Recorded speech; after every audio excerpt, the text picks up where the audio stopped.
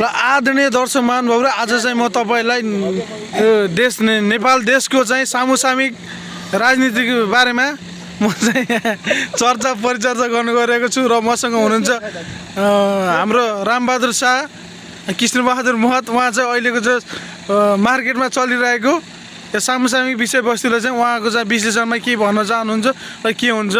ल स्वागत छ रामदाजु तपाईँलाई। तिमी न्युज बनाउँदै जाऊ पत्रकार बन। किन दाइ स्वागत छ। तिमी पत्रकार बन्दै जाऊ, हाम्रो तर्फबाट बधाई छ। ल हस् त, मलाई पनि धन्यवाद। अब देशको लागि अब कुन दिशातिर जाँदैछ देश? बालेन शाहले के अबको 5 वर्षमा के नेपाललाई स्विजरल्यान्ड बनाउने हो त? अब नेपालै रहँदैन यो कसरी रहँदैन? अनि नेपाल नरहँदा तपाईँ कसरी रहनुहुन्छ? इन्डियामा मिल्छ, उता चाइनाबाट मिल्छ त इन्डिया मिलाउँछ, भइसक्यो। अब नेपालै रहँदैन। तथ्यमा रहेर बोल्नुहोस् है, तपाईँको प्रमाण के छ?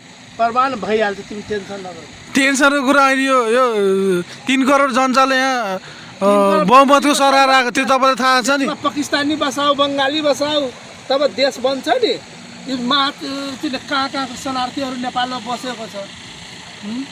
कटुवा कहीँ कुनै देश हो नि त? पाकिस्तानको एम्बेसी बसाएको, जसको कुनै कामै छैन। बङ्गलादेशको एम्बेसी बसाएको कामै, त्यस्तो एम्बेसी बसाएर के नेपाल त्यसो भए कामै नलाग्ने हो? कामै नलाग्ने, जुन नकाम लाग्ने त्यस्तोहरू बसाउँछ। जनताको लागि केही छैन, सबै झोलेहरूको लागि छ। होइन, अहिलेसम्म विकास नभएकै हो त? केही भयो के छ तपाईँको अब नयाँ सरकारको बारेमा के छ एक्सपेक्टेसन के राख्नु भएको छ? सरकारले जति छ बङ्गाली रोहिङ्गा जति छ नि नेपालमा मुस्लिम भगाउने, क्रिस्चियन भगाउने त गुन्जाइस छ। हो, नेपाल चाहिँ अब कसरी बन्छ? अब तपाईँको राय सुझाव चाहिँ, किनकि तपाईँ अब एउटा जस्तो इन्डियामा भगायो नि त्यस्तै नेपालबाट भगाउने। हजुर, सबै नागरिकता छानबिन गर्ने, इन्डियन मान्छेलाई इन्डिया पठाउने, नेपाली मान्छे नेपालीले बस्ने। जुन 1000 को जग्गा थियो अब 1 करोडको जग्गा पुग्यो, थाहा छ? इन्डियन आएर। हजुर हजुर भइहाल्यो। अब के भन्ने?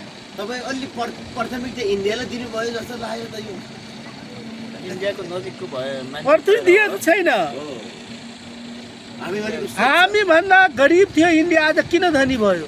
हाम्रो चावल दाल जान्थ्यो इन्डियामा पहिले, अहिले इन्डियाबाट नेपालमा किन आयो? के कारणले आयो? यो चोरहरूको कारणले आयो। चोरहरूको कारणले गर्दा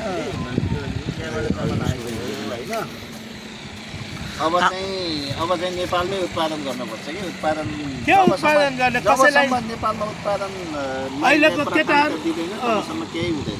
अहिलेको केटाहरू के गर्ने? सबै विदेशतिर लाग्छ, कसलाई खेती गर्न आउँदैन, केही गर्दै स्कुलमा पढाइ छैन, सबै आफ्नो आफ्नो बोर्डिङ खोलेर बसेर भइहाल्यो। अनि के छ? केही भनेर त्यो प्रचार गरेको भइहाल्यो। के छ तपाईँको भनाइ चाहिँ? अब के छ, देशले मुहार फेर्छ कि फेर्दैन? के छ, उही पुरानो शैलीमा जान्छ कि? भन्न सकिँदैन, समयले बताउँछ। त्यो त 1-2 महिना समय त अब हामीले चलाउने हो नि त। महिनामा त कहाँ परिमाण निस्किन्छ त? अनि बच्चा पनि त 9 महिना लाग्छ यार बच्चा जन्मिनको लागि त। अनि भर्खरै त परिमाण यही हुन्छ भनेर भन्न सकिँदैन त।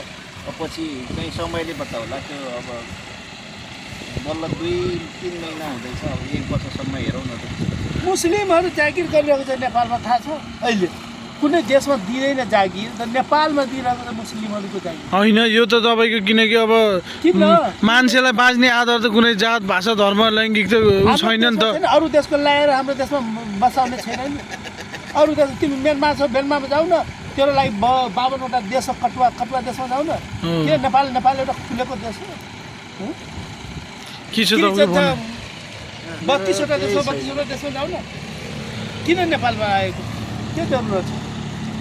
नेपाल आफै भुकमरी मरिरहेको छ, तिमी नेपालमा बसाउँछ अरूलाई। जनतालाई के रोजगार छ? सबै भाग्छ, विदेश भाग्छ। यसको यो नेताहरूको नाम के हो? सबै विदेश भागोस्, अरू मान्छेले केही हुँदैन। अब नयाँ सरकारको बारेमा के भन्नुहुन्छ? पहिला सबैभन्दा जबसम्म नेपाललाई उत्पादनमुखी बनाउन सकिँदैन, जबसम्म नेपालमा उत्पादन हुँदैन, तबसम्म केही हुँदैन नेपालमा। जबसम्म उत्पादनमुखी बनाइँदैन, जबसम्म नेपालमा उत्पादन हुँदैन, तबसम्म केही हुँदैन नेपालमा। जबसम्म उत्पादन गरिँदैन, उत्पादनमुखी बनाइँदैन, कृषिमा जबसम्म राम्रो सुविधा दिँदैन, तबसम्म केही हुँदैन नेपालमा।